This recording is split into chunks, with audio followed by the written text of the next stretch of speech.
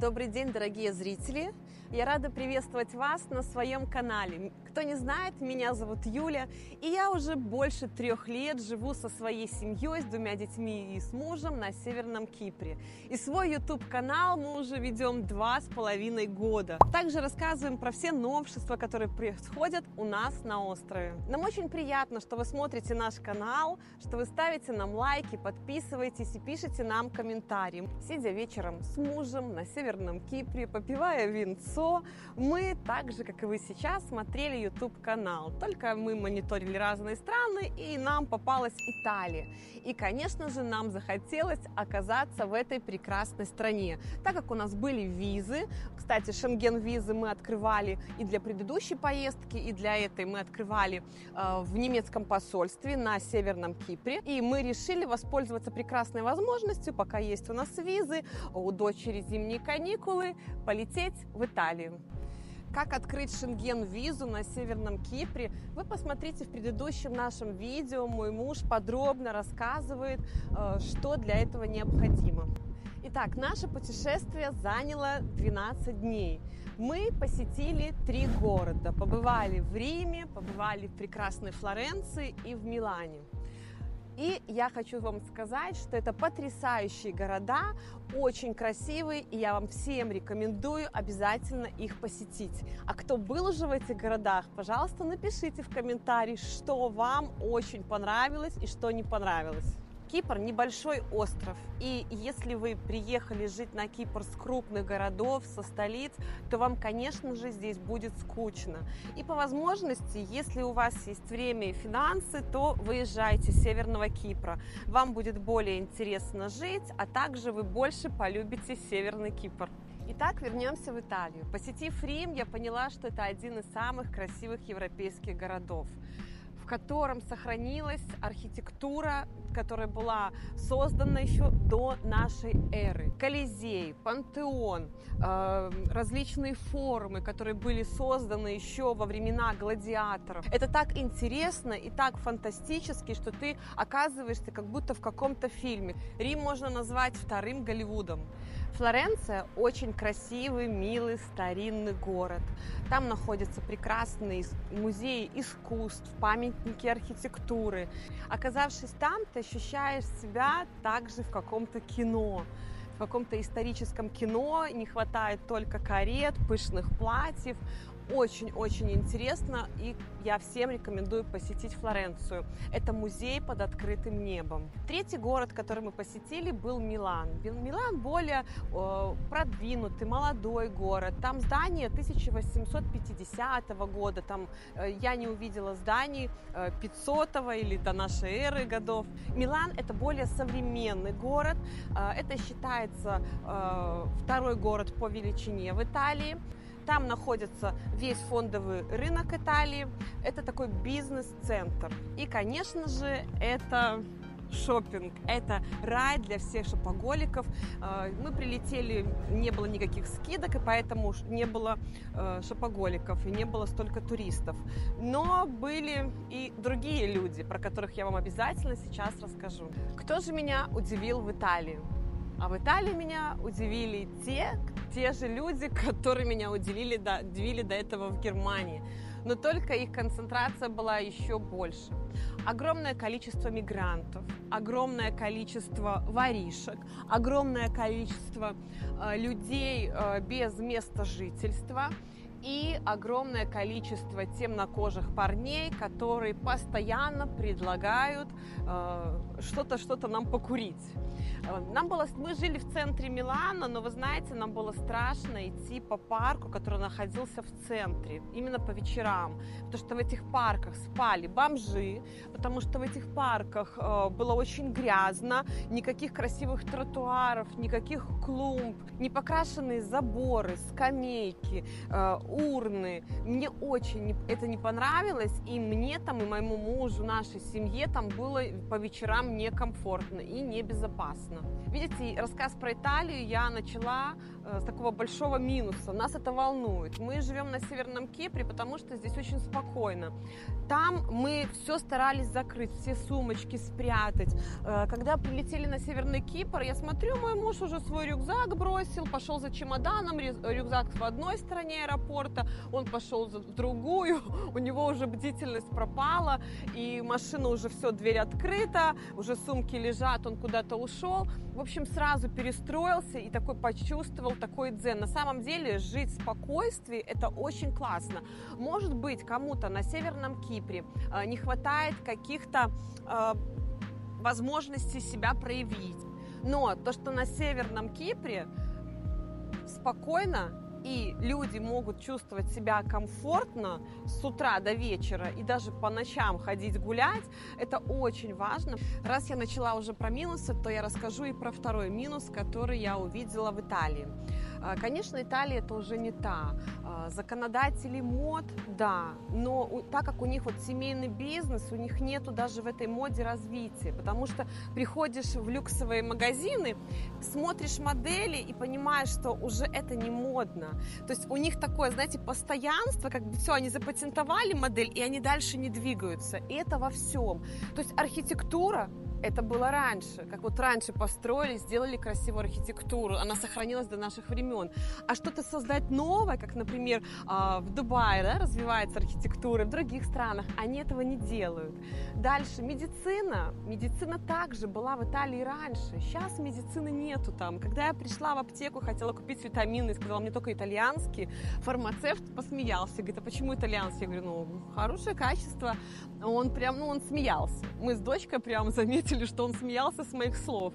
А почему нет развития у люксовых брендов, у какой-то линейки, какой-то компании? Потому что у них все переходит по наследству. И зачем что-то усовершенствовать, когда это уже есть, когда это приносит прибыль, и уже там дочка, внук этим пользуется, получает дивиденды, и он не хочет никак развиваться дальше. Но вы знаете, мир меняется, и уже кожаные сумки некоторые принципиально не носят, и некоторые модели уже там устарели. И, например, моя дочь, когда смотрит на модели брендов определенных, она смеется, ей смешно. То есть последующее поколение, еще если для нас это задевает, то для них это смешно. То через какое-то время, если не будет развития, то это все просто пропадет. И также я заметила, что очень грязные города, и они неухоженные. Такие центральные города, Рим, Милан, да, Флоренция, красивая архитектура, и опять-таки все в граффити, что-то где-то вымазано, где-то такие трещины, которые уже пора реконструкцию делать, это не делают. Красивые парки, это не про Италию.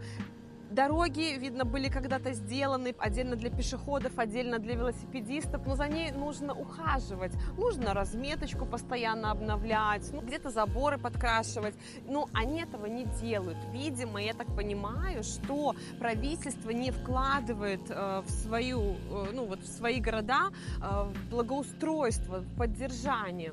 И это, конечно, большой минус, потому что с этими городами будет через 10-20 лет, в которые приехало очень большое количество мигрантов из Сирии, из других стран. И у этих мигрантов, как я писала в комментарии раньше, не по 2 ребенка, а по 8, которые учатся в школах, в садах, которые обслуживаются в медицинских учреждениях. И вы знаете, очень... Мне даже тяжело представить на самом деле, что в Европе будет через 20 лет, если они это продолжат, если они продолжат такую политику. Давайте закончим про минусы. Кто был в Италии, тот и так их знает. Кто не был, вы слетаете в Италию, вы сами их увидите. Давайте проговорим про плюсы. Конечно же, у всех Италия ассоциируется с вкусной едой и с красивой архитектурой. Ну и также итальянцы с прекрасным утонченным вкусом. Архитектура действительно уникальная. Такие здания, такие сооружения, когда на них смотришь, не понимаешь, как это вообще можно было построить человеческим трудом.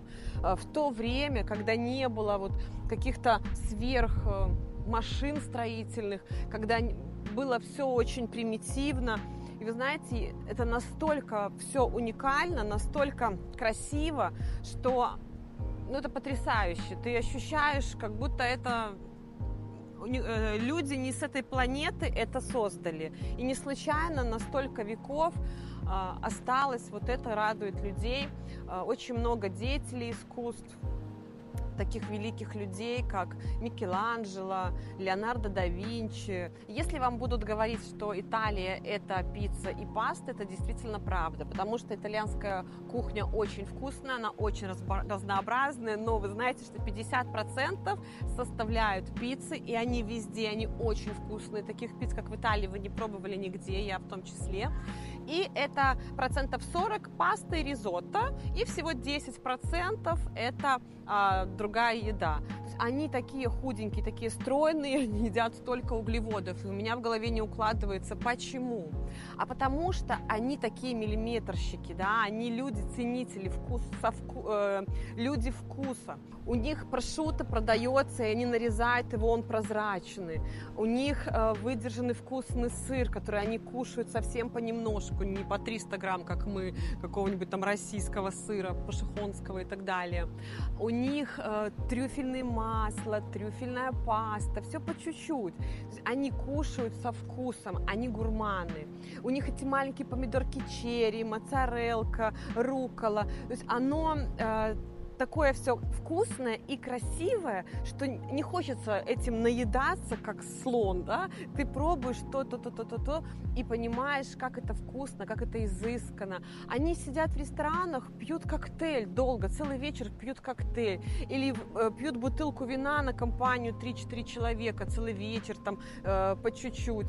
Когда прилетаешь в аэропорт в Италии, то сразу понимаешь, что ты в Италии. Все ходят в красивых пальто, вообще такое количество пальто я никогда не видела, всех цветов, разного качества, разных фасонов, мужчины, женщины, шляпы, шарфы, рубашки, кожаная обувь. Это очень красиво, очень изысканно. Они люди искусства. Итальянцы чем-то похожи на киприотов.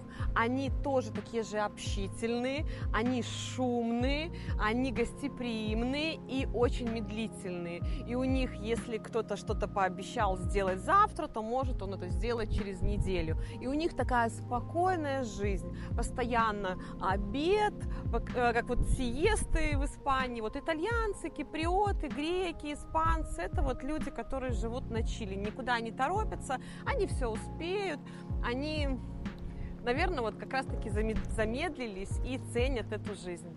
Побывав в Италии 12 дней, мы прилетели на Северный Кипр. Я вам скажу, что мы снова очень по нему соскучились. И снова я наслаждаюсь вот этими пешими прогулочками и пробежками по набережной. Мы гуляем с ребенком, я наслаждаюсь тем, что здесь очень маленькое количество людей. Здесь нету толпы людей, которые были, вот, кстати, в Италии. Здесь вкусно пахнет воздух, море. Кстати, я обратила внимание, что у меня на айфоне постоянно в Италии, в Риме, во Флоренции, в Милане постоянно было написано, что очень грязный воздух, и было деление красное, бордовое. В некоторых местах, что вообще воздух очень отвратительный и грязный. У них очень мало зелени в городах, я так понимаю, он не продувается.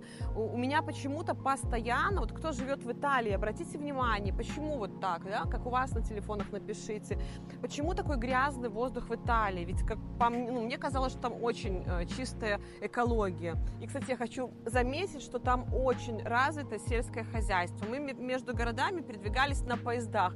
Очень красиво, очень живописно. Такие классные вокзалы, такие классные поезда, как в самолете себя ощущаешь. Там тебе еду принесут, и чай принесут, и есть вагон-ресторан. Очень классно, особенно кто с детьми путешествует. 300 км в час едет поезд, такие пейзажи. Когда мы ехали на поезде, мы видели, что очень много земли как раз-таки было ухоженной. И виноградники, там где-то растет брокколи, там где-то растет еще какая-то растительность, салаты, там парнички, заводики. В общем, очень-очень-очень они хозяйственные.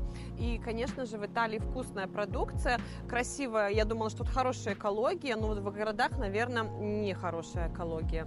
И приехав на Северный Кипр, мы вдохнули полной грудью. Конечно, у нас сейчас тут тепло, и качество воздуха совершенно другое. Тихо, спокойно, безопасно. Вот мы сейчас наслаждаемся жизнью. Поэтому еще раз повторяю, мои дорогие друзья, если вы вдруг на Кипре заскучали, то обязательно слетайте в какие-то европейские страны. Можете в азиатские страны слетать, можете слетать в страны СНГ, если хотите померзнуть. В общем, надо куда-то улетать для того, чтобы прилететь и с новыми эмоциями, с новыми силами, новым взглядом взглянуть на этот прекрасный остров. Если вам было полезно мое видео и интересно, то поставьте, пожалуйста, за мои старания лайки, напишите в комментарии, что именно вам нравится, не нравится в Италии, и вообще на какие темы вы хотите видеть видео на моем канале. Я буду стараться для вас быть максимально полезной. До новых встреч! Встречаемся на Кипре!